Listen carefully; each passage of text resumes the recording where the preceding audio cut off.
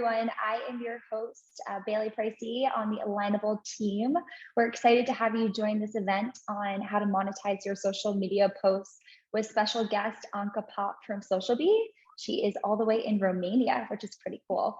For those of you that have not attended an Alignable webinar in the past, this is an ongoing series as a part of our Alignable Small Business Solution series, where we bring in experts to provide solutions and expert insights into solving your most pressing business challenges. So our goal for this series is really to educate you on the options that you have, so ultimately you can make an informed decision based on what's best for your business. During this event, we are going to cover tips to make money on your social media posts, the best timing for Facebook and Twitter posting, how tagging can help with bringing in additional exposure and monetizing your posts as well, and then ways to save time with new innovative scheduling tools so you can focus on running your business. And to wrap it up, we will have 20 minutes of Q&A to answer any of your questions. So I mentioned this earlier, but if you look on the bottom bar of your Zoom, you'll see a Q&A box where you can go ahead and enter in all of your questions. We will be posting all of those questions, if we're unable to get to them, in the social media support group following this event. You can find a link in the chat on where to join this group, but please post away and we'll collect all of those. Before we begin, just a few general guidelines. We had quite a few people register for this session. So like I said, if we can't get to your questions, just post them in the Q&A. We'll post them in the social media support group. You can find a link in the chat on where to join. And throughout the presentation, when we mention different website links as well, turn to the chat to find all of those. Tomorrow, you will also receive a link to the recording of this webinar, so you can go ahead and take a look and look back then. So now let's introduce guest speaker Anka Pop from SocialBee. Anka, could you introduce yourself and just provide a quick overview of what SocialBee is? Absolutely. Hi, everyone. I'm Anka. I'm a customer success specialist here at SocialBee. I've actually been with SocialBee since the early stages. So that's about 5 years ago, meaning that I know all the ins and outs of SocialBee and everything related to it. So that includes a lot of social media marketing. So I'm hoping that I'll be able to answer a lot of your questions tonight for me, because I'm in Romania. For SocialBee is a all-in-one management tool. It basically allows you to create, schedule, and publish content to multiple social platforms. We really support all major platforms at the moment, so that's great. And our mission is to empower small businesses, medium-sized businesses to be consistent with their social media, to save some time and effort while creating consistency and quality posts on their social media. So creating a strategy around their social media marketing. Awesome. That's pretty neat. So we can dive into the introduction to the questions. So many business owners have expressed frustration or doubt when it comes to knowing if your social media posts convert to any type of revenue. What tips can you provide our audience when it comes to creating revenue generating posts? That's a very good question to start with. Well, the first thing you need to know about social media is that you need to have it. Maintaining a social media presence is essential for any business owner, mainly because whenever you think communication, social media is one of the first mediums that comes to mind.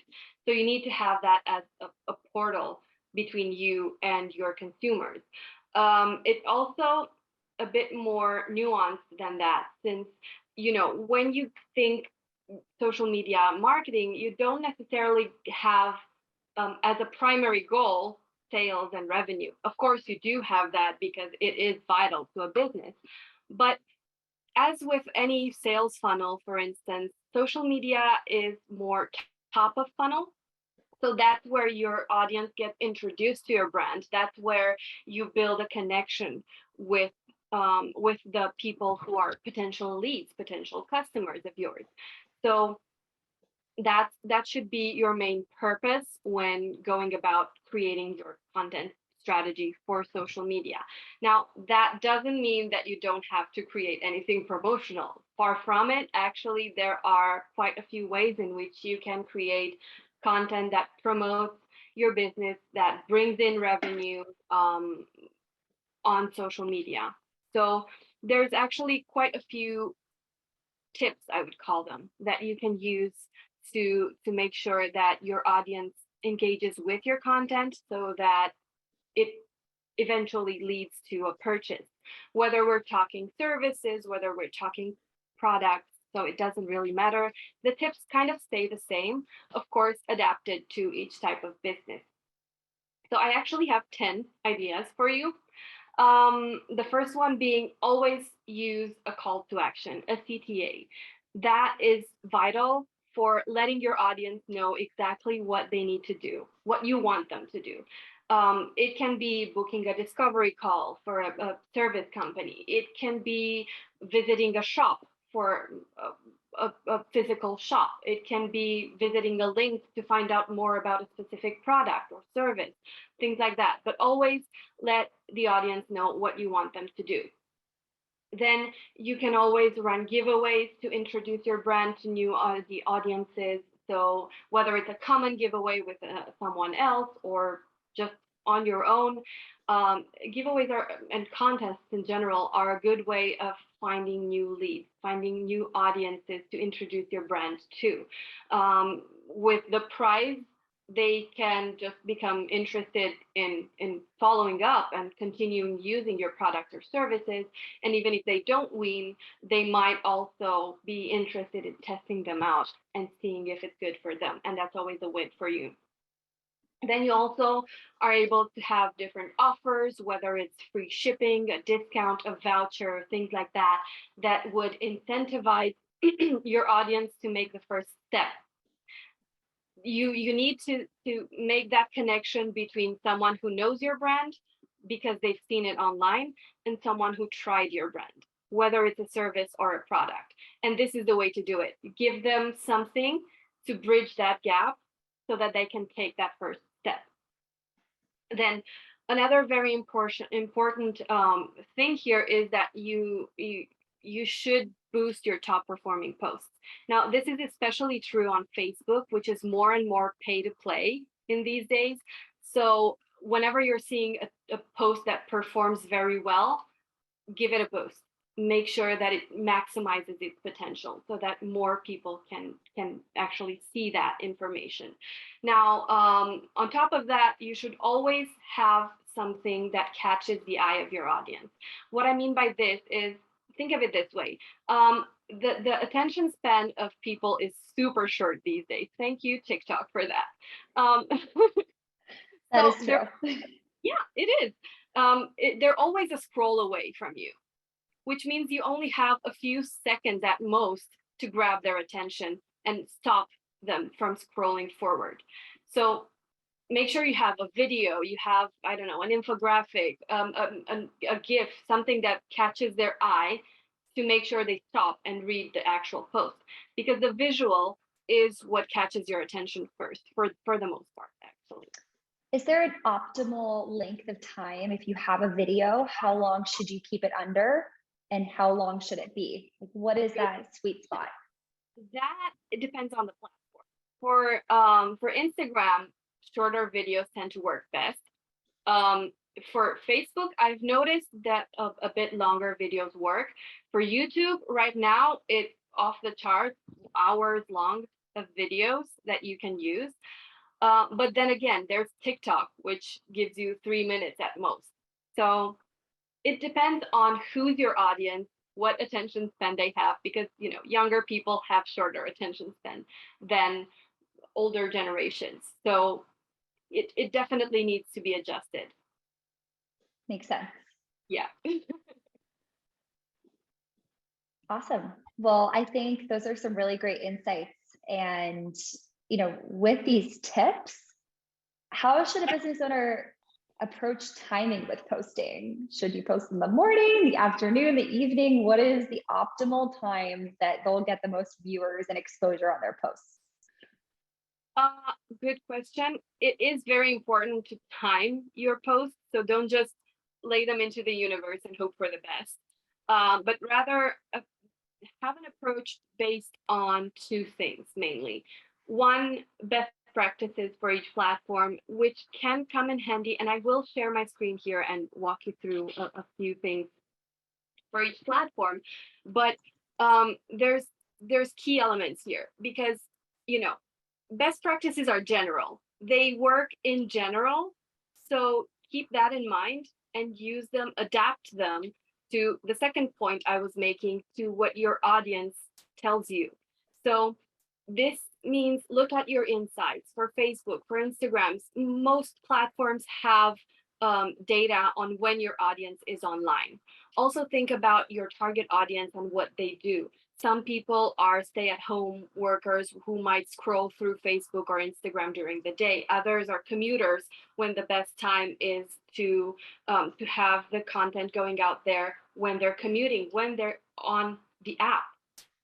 So have those things in mind whenever you're thinking of publishing content.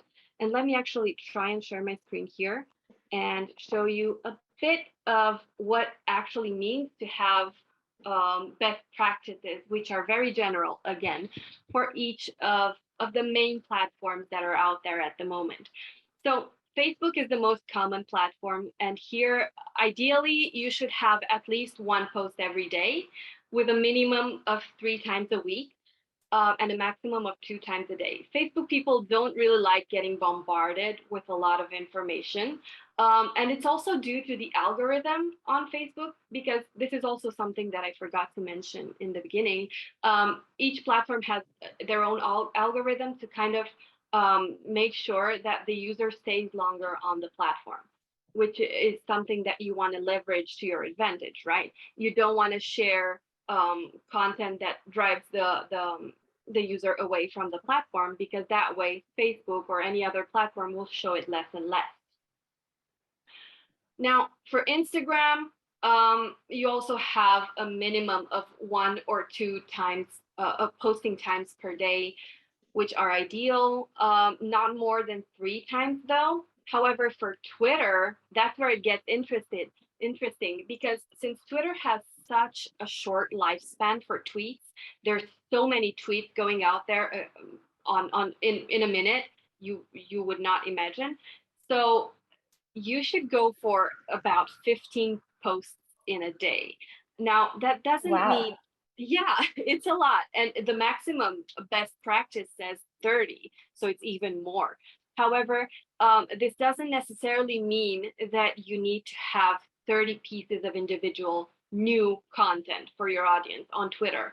That could mean that, each of your 5-6 posts that would go out to Twitter on that day would be recycled, so that you maximize the number of people that see that content.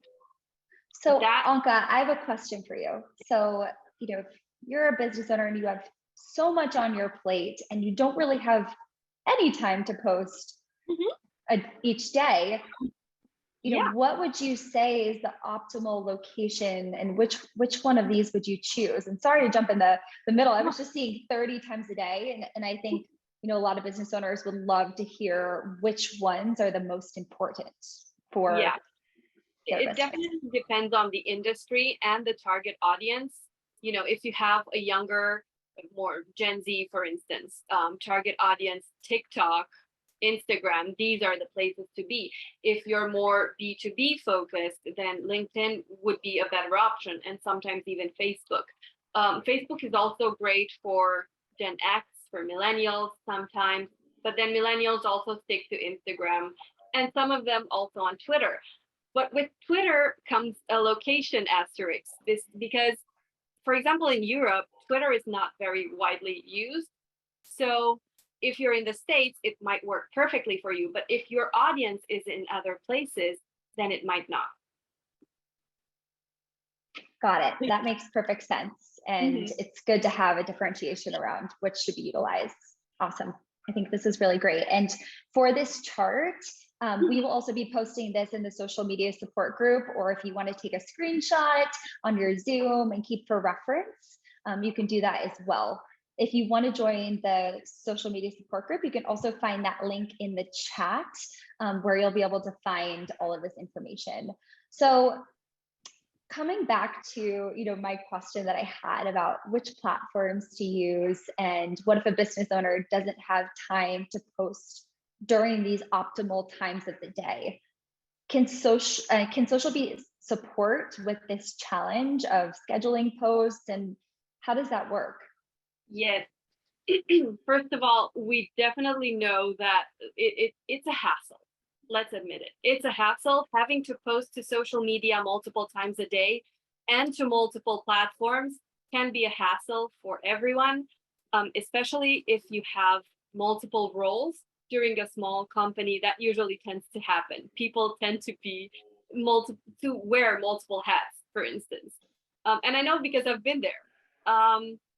But it can be easier if you have a tool like Social Bee that can aggregate everything into one place so that you don't have to create your post in one place, go to Facebook, post it, go to Instagram, post it, go to LinkedIn, post it, and so on and so forth. So with Social Bee, for instance, you have all these platforms integrated into Social Bee, into your Social Bee dashboard, and you create your post in that place and you schedule it to go out to all these platforms at the times of your choosing. Now, when it comes to the times of your choosing, we should go back to the question of when it's best to post for your particular audience. Got it. Yeah. So it's basically, how do I put this? It can save you a lot of time. It can save you a lot of effort to have a tool that works for you, that automates most of your work so that you don't lose your mind going from platform to platform. Or, there's always going to be crisis situations where something happens that day and you're not able to post. So having a tool that helps you schedule your content can help keeping you consistent even when you're not able to physically do it on a day-to-day basis. I think that's such a great tool to have. And how far in advance can you schedule your posts? Is there a limit? With Social Bee at the moment, it's around 2 years in advance from what I remember. So you don't really, yeah, you don't really have to worry. Now, my advice would be to not go 2 years into the future because let's just take the current situation. Think back to March 2020, and how would have that aged if you would have created your content? Let's say you're a travel agency and you created content back in 2018 to go for the 2020 summer vacation. How would have that aged? Not cool. Oh, terribly. Exactly. Yes, you cannot predict the future unless you're some crazy wizard that knows what's going to happen. Unless you're a time traveler and you've come from the future, don't do that. But rather, schedule your content, maybe, I don't know, sit down for a couple of hours, schedule your content for a week in advance at first to kind of get the hang of what worked for you. And then maybe you can move up to maybe a month in advance and so on, or even a quarter in advance. But I wouldn't go further than that unless it's evergreen content that doesn't really die out. Got it. I think that makes perfect sense. And, I personally would try to schedule at least 2 to 3 weeks out. So, you can allocate an hour and just create all of those different posts on a scheduling platform. It really helps so you don't forget about it. I think that's really awesome. Yeah, it definitely does. Another question that has come up pretty frequently on Alignable is tagging, and how should a business owner go about tagging on different platforms too? Because I know it depends on which platform you're posting on. And what are your top tips for successfully tagging posts to improve exposure and drive revenue? Mm-hmm. That's a very good question. But before I answer that, I would have to kind of get a clearer picture of what you mean by tagging. So when I think of tagging, there's actually 3 things that I think about. There's mentions, the one that I think most people think of. when they think tagging. There's tagging locations, which is a totally different thing from mentions. And then there's tagging products, which can help with revenue, with sales, and all of that. So that should definitely be clear in which part of tagging you are thinking of when thinking of this question. Now, when it comes to the purposes of tagging, there are a few, and they can help with different things. So you can tag, you can use tags for exposure, for instance. Now, this can be used mainly with location tags. If you're a physical business and you want people to visit your store, this is very helpful because usually location tags come with maps and can give them directions to where they can be. Or there could be someone on Instagram, for instance, scrolling through the location to see what other people think of it. And it could be a lot easier for you to get new clients from there. But there's also, you can gain exposure to from mentioning other users, whether we're talking user-generated content, where you would give credit maybe to the person who generated that content. You know, you're posting, I don't know, someone bought a mug and they want to showcase the mug, which would be one of the things that you would tag them in. Or you're working with a content creator in your industry and you want to make sure that you mention them so that you cross-reference your audiences, in which case you would get exposure from their audience, they would get exposure from your audience, and so on. That's one thing. Then you can also tag for revenue. And here is where tagging products is most useful. Especially on Facebook and Instagram, this is where I've seen this happen most. Because with Facebook, you have the opportunity to create a catalog of products, and this is especially useful for e-commerce, anything. You can just create a catalog with your products and have them uploaded into your Facebook business manager. And then you're able to tag them on Instagram, you're able to tag them on Facebook, so that if I'm scrolling through Facebook and I see this product that I might be interested in, I don't have to go away from Facebook to investigate it further. It gives me everything from the price, the ability to purchase it directly on your website. So it's right there. It makes it easier for me as a potential customer to become an actual customer, basically. And then there's also hashtags, which are also kind of they're also tags, basically. These can help with exposure in a way. They can also help with kind of saving your users in collections. So you know how there's several types of hashtags on Instagram. For instance, there's a location hashtag where you hashtag Transylvania or hashtag California or whatever. They kind of aggregate people who are interested in that location, who may or may not be interested in your industry, but they're interested in the location of your industry. So that's one segment of your audience. And then you can filter it further down from there into hashtags that are industry specific, which means that people who are looking for things in that industry would be using those hashtags. You can also use brand hashtags, which could be great for collecting user-generated content, for instance. You know, if you use hashtag social B, for instance, and we're looking for it, we would see users who are tagging social B in their posts on Instagram or things like that.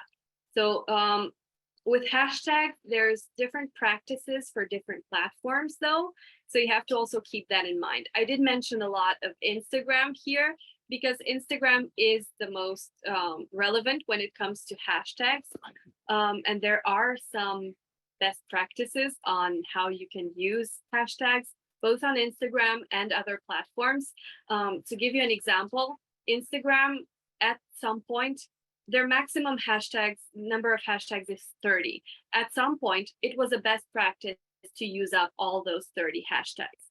Right now, Instagram came forward and they said you should maybe use around 8 or 10 hashtags total. They should be a mix of different types of hashtags. So industry hashtags, brand hashtags, local hashtags, things like that. They also came forward and said that you shouldn't necessarily add your hashtags in a first comment, which was also a practice, but rather add it into the caption so that it becomes discoverable when people search for that hashtag. So things like that, definitely you should keep them in mind when working with hashtags. For Facebook, for instance, Facebook is, I think, the one that uses hashtags the least. They're not really relevant there. I mean, some people do use them, and yes, they do work, but not for the majority. They don't have such a big impact as they do on Facebook, on Instagram, sorry. On the other hand, Twitter, as opposed to Instagram, integrates the hashtags into the actual tweet, since they have such a short character limit. So instead of saying what you have to say and then adding your hashtags at the bottom like you would on Instagram, you would just go hashtag say it on Twitter. Yes. LinkedIn is also something that I've seen recently has evolved into using hashtags a lot.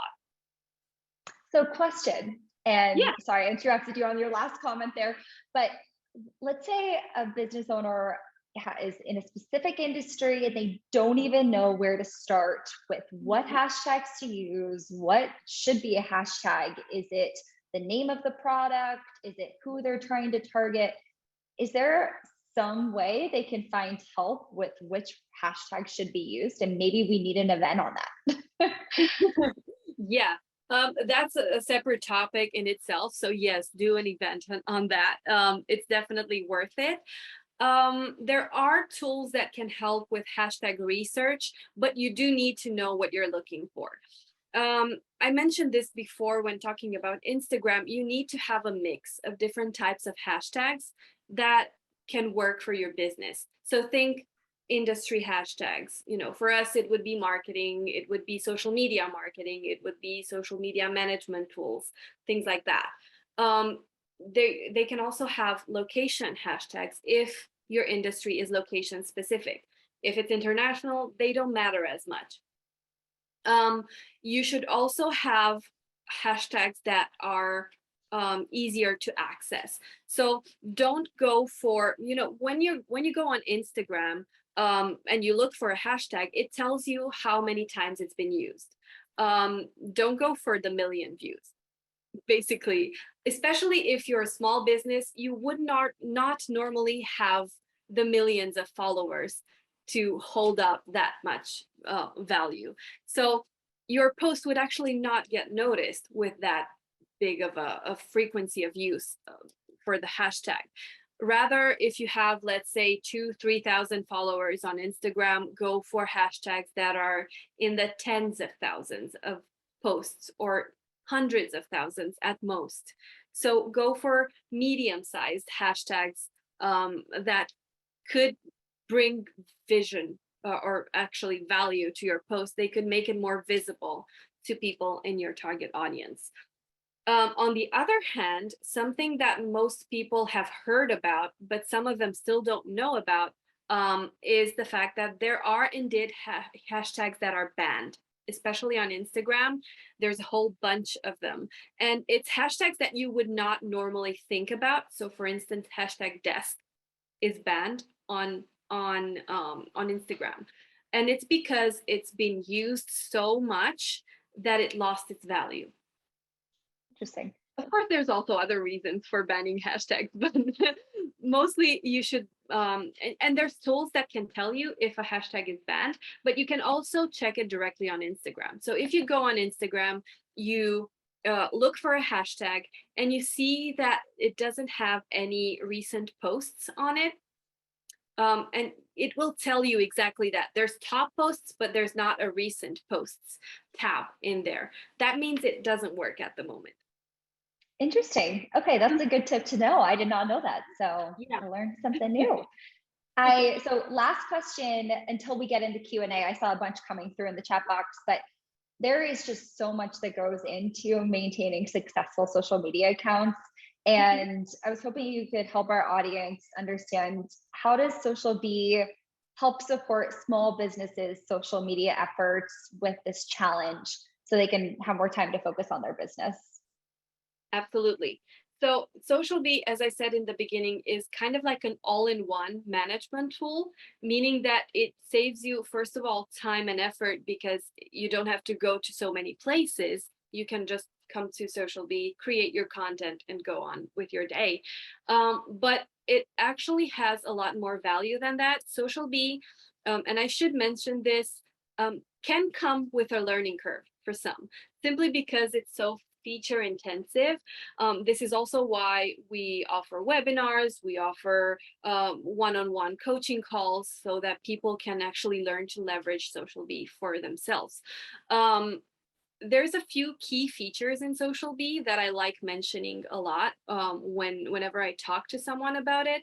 And one of the ones that stand out the most is the category-based system, as opposed to other tools that have a queue-based system. So you have a list of your posts, you schedule each individual post at a specific date, and so on. But what happens if you have a content mix, right?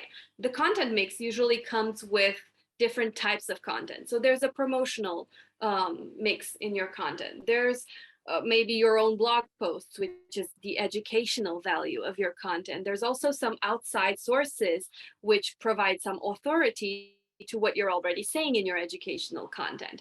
There's also maybe something fun in there, memes, I don't know, GIFs, infographics if you're B2B. There's different aspects that you should use. You don't necessarily want to just promote, because that can lead to audience fatigue.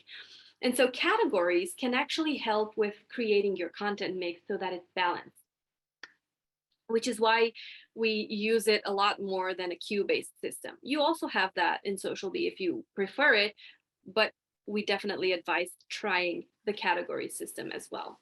Another benefit of having categories is that you can schedule recurring content. And there's several situations that come to mind here. If you have a monthly event, for instance, you can use categories to kind of rotate through the content to promote that event on a monthly basis. If you have evergreen content that you share constantly, you can use categories for that.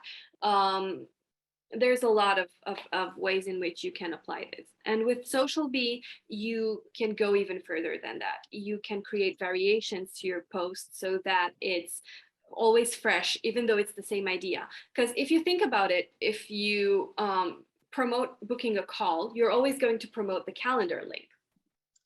But that can be tedious at some point. So you can rephrase the caption a bit, or you can do some A/B testing with it to see what works better. You can add an image, you can do all sorts of things to variate it, to make sure that it's fresh, even though the idea behind it stays the same. Now, you also have a better view of your scheduled content, because with a tool, you already know what's going out on each platform, when, what time, what day, what year even. And then, once it does reach to the point of getting published, you also get data on how it performs. And so you have all that in just one platform, in just one place. You don't have to go all over to gather your information, to see what works for you, to continue doing what works, to edit, update what doesn't work, and so on and so forth. That's really neat. I feel like tracking the performance of your post is something that's so hard to do when you're posting manually. And I don't think anyone has the time to create an Excel spreadsheet to track the engagement for each. So having it in a central place is great. Just following up, so what types of businesses perform best on Social Bee? Who do you see the most using the platform? I've seen a lot of coaches use the platform, a lot of solopreneurs use the platform, but then I've also seen some smaller businesses, but there's also an agency side to it. So people who work in social media marketing, whether it's freelancers, whether it's agencies, there's all sorts of industries that work with social media. It's so versatile. That's awesome. So thank you so much for all of these great insights, Anka. We're going to dive into the Q&A, but we hope that everyone attending has found some value in how to leverage social media to boost your revenues and business growth. So we are going to hop into some of these questions. This is from an anonymous poster. How does one find out what their target market is? Good question. So you'd have to first think of whether your product or service, who does it cater to? Who do you see purchasing that? There's usually someone in mind when you create a service, when you create a product, things like that. So to kind of find your target audience, just think of a person, name them something. I don't know, Paul. Name them Paul, and figure out what Paul has that makes him want to purchase that product or service. Does Paul have a good salary? So if it's a deluxe product, for instance, can Paul afford that? He should, in order to be able to purchase it. Does Paul need to have some sort of specific education to work with your product, or to be interested even in your product? There's a few questions that come to mind on how you can create your target audience and that persona. That's pretty neat. I totally agree. I think there's a lot of variables that go into finding your target audience. So next question is also from an anonymous. If you are an artist, what would be the best thing to use as a giveaway? Art, of course. Well, of course, it depends on what type of artist you are. One thing that comes to mind, if you paint, you could give away one of your paintings to, it could be something smaller, or I don't know, if you do portraits, for instance, you could give away a portrait to someone, and that way you could get more people interested in your art and in your type of portrait. Yeah, I think that's, a great idea, or, some sort of discount or promotion, buy one, get one 50% off. Like, that's a great way to promote your business. Even so just use it as a gift card, even that could also work. Yeah, that's a great idea. So next question is from Kelly Garland. What if we don't have an online business, but want one, and yet have no idea what to do? So this one's not social media specific, but maybe, maybe the question is, what if you don't have a social media presence, but want one? What do you do? Well, you should start by figuring out what you want first. That's definitely important, because without knowing what you want, you don't know where to go looking for it. So what type of presence do you want? Of course, social media is for awareness. You can use it to educate audiences and then convert them into potential customers. You can use it to entertain audiences. So what do you want? Do you want to educate? Do you want to entertain? What do you want? Based on that, you can go for, actually based on that and your target audience, you can go for one or the other platforms. I think that's a great answer. And two, Kelly, if you don't have an online business, social media is a really great way to promote your storefront brick and mortar business as a means of, if you don't want to have an online business, you can promote via your social. Next question is from Hugo. Can we focus on social media without having an online business? Oh, we just talked about this. He says he has a bakery and wants to post the things he makes each morning to drive foot traffic. Yes, that's a good idea. Also, the fact that you can use the location to drive people from the online to the offline. You can use social media to, and you can actually measure this. You can have a discount that's only mentioned on social media. And so if they come in and they say a password, I don't know, the morning croissant or something, they would get either a free croissant or they would get a discount with their purchase and things like that. So you can actually measure how valuable each social media action is to your local store. I love that idea. And Hmm. also for bakeries, I don't know about you, but I love following food channels on social media and watching them Yes, bake, watching them cook. So Hugo, you definitely it's need to get that also up and running. you need to go on Instagram for sure. Instagram and TikTok are valuable for the food industry a lot. You can do this by just tempting them. So just food inspiration with some awesome shots in there. You can just show off your menu. You can even show things that they can do with whatever's on your menu. So inspiration posts for going back to the croissant. I'm kind of craving a croissant right Oh, that now. sounds amazing. You could use it in still shots with the croissant and a coffee on a table on a balcony. You could use a video with you ripping the croissant apart to see the texture of it to kind of indulge in that visually. I So think those there's are great actually a lot. ideas. Yeah. People love the breaking apart like a brownie or, or a muffin. Yeah. So it's a great idea. So next question is from Diana. I'm in real estate and want to generate leads on social media. Her target audience is older baby boomers. Do you recommend Facebook or Twitter for this age group? I would say both because it definitely depends. So platforms are not necessarily just for different generations, but they're for different industries, for different types of people. So depending on who your baby boomer audience is, they might be more on Facebook or they might be more on Twitter. I It think, yeah, yeah. definitely there. I think it depends who your audience is. I even think Instagram, if you have a real estate agency and you want to show your space, you can do reels, you can show your new listings. Yeah, I mean, with baby boomers, that's a bit more difficult to do because not a lot of them are on Instagram. It's a much younger platform. But yes, definitely. And we do actually have a lot of real estate agents working with Social Bee to promote their content. Oh, cool. That's Mhm. amazing. And that's a good tip. So Facebook is definitely a better platform for that age group. Awesome. Yeah. Another question we have is TikTok related. This is from Paul Abney. He says, is TikTok really geared towards businesses? From what I have seen, it is mostly for entertainment. Can you explain how it could work for businesses? That's a very, very good question. TikTok is all the rage right now for both businesses and users because it can entertain, but it can also educate. And those are the two main values of social media. If you're a business, you can use TikTok to educate your audience, or you can use it to entertain your audience.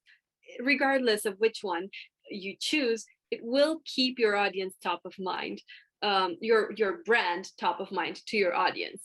So let's say you going back to the bakery, right? You use TikTok to do break apart videos of your bakery products.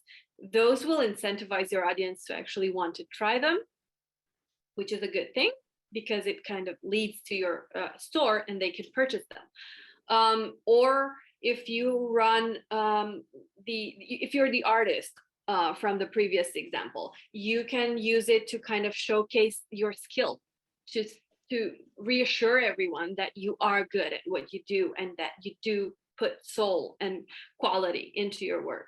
So there's actually a lot of value for businesses into TikTok, especially if it's geared toward the younger audiences. Awesome. That's great to know.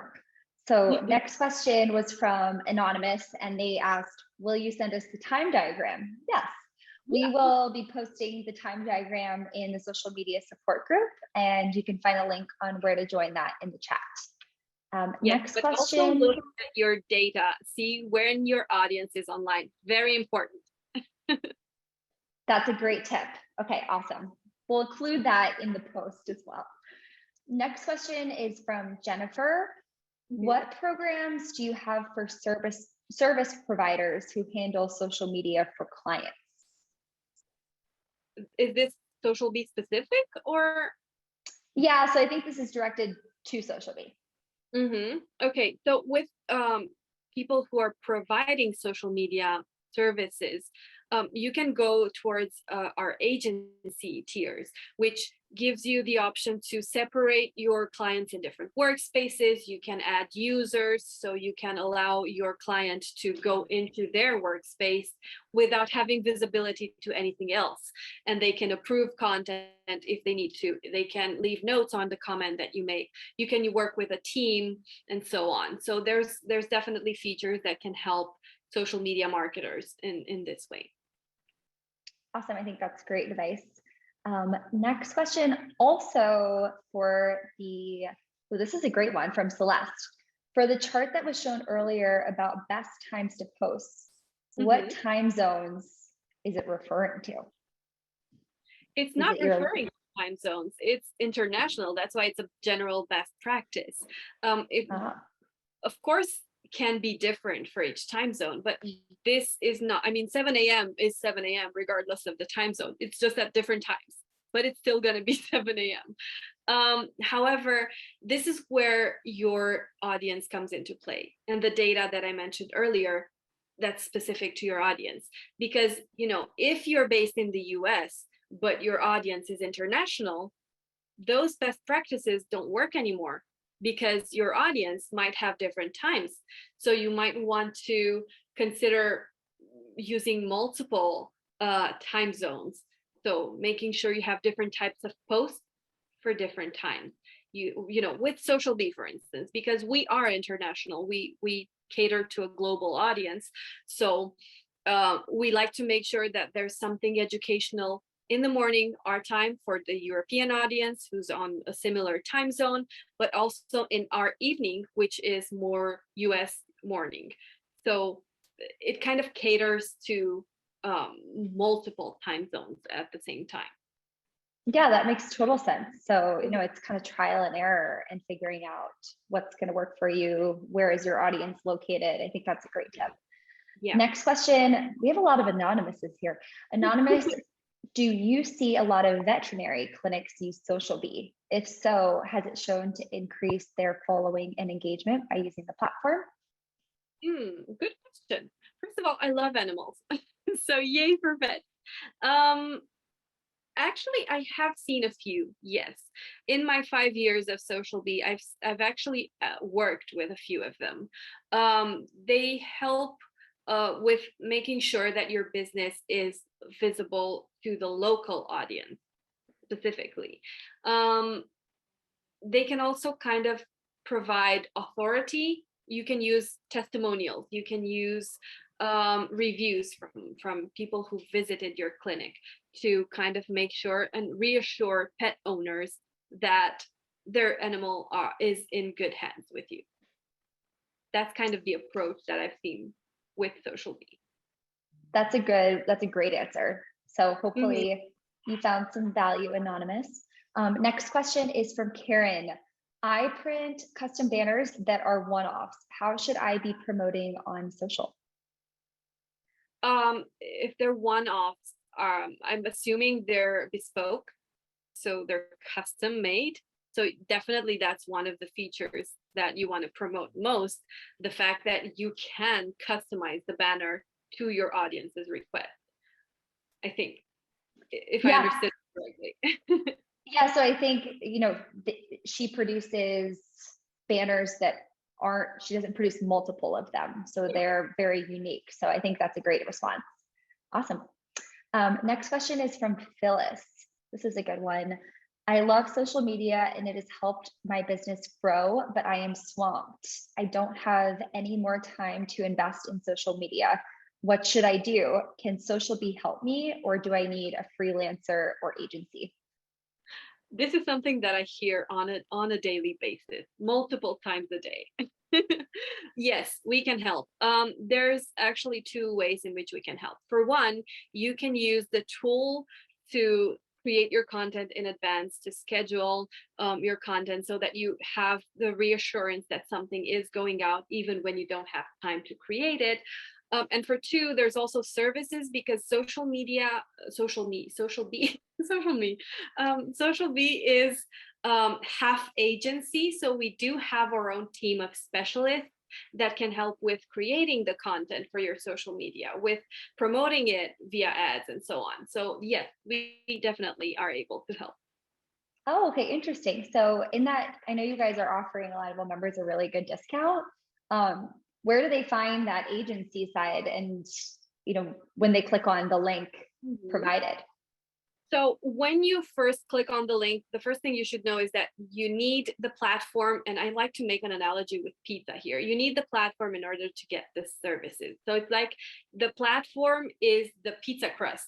And then the add-ons, the services are the toppings of your pizza.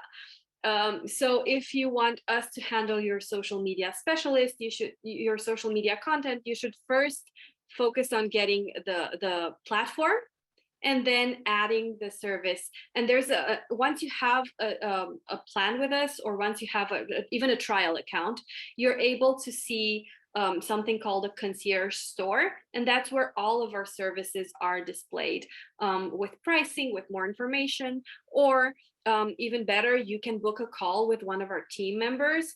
There's a calendar option on our website, and that way we can talk specifically on what your needs are, what your expectations are, and we can guide you to the best solution for you. Awesome. That's Mhm. great. So another more specific question is from Laura. Suggestions on how to currently stand out in a saturated jewelry market on Instagram and Facebook. Ooh, that's a good one. Um, Definitely depends on what type of jewelry. Because I know there's different types. There's the more expensive jewelry. There's trinkets that you use for a few months and that's it. So it depends on what types of jewelry. But a few ways in which you can do this is you can show off tips on how you can style that jewelry. For instance, there's a lot of people who are actually looking for styling advice or advice in general. So however you can help them in how to use your product, that's the best way to go about it. I think that's a great answer too. Oh goodness, we have so many questions. If a reminder to everyone, if we can't get to your question, we'll be collecting all of them and posting them in the social media support group next week. So we're going to go on. I think we have time for about two more. So this Mhm. one is from Gerard. Most of my audience is 50 plus. What if I just stick with Facebook? Will that do the trick for me? Not sure my audience will pay a lot of attention to Twitter or TikTok. Should I diversify? It depends. It depends on a lot of factors. Is your 50 plus audience more educated, more tech savvy, or are they not? What's their education level? What are their interests? Things like this can matter a lot and can have a lot to say in whether you should use other platforms or not. If your 50 plus audience is spending most of their time on Facebook, then yes, of course, you might not need TikTok, you might not need Instagram unless you have a secondary audience that would be on those platforms. So in that case, yes, stick to Facebook, focus most of your energy on Facebook, but never fully disregard a platform before trying it out because you never know. I think that's a great answer as well. So we are going to take our last question, and this is an interesting one. This is from Anne, and Anne said, "Can you share the names of some Social Bee clients who use the concierge service so we can see what you do for them?" Mm, well, that depends. I can't say some off the top of my head simply because I would need to ask access, not access, but permission to be able Yep. to mention them. Some of them don't want this to be mentioned simply because they are using it for some of their own clients, even.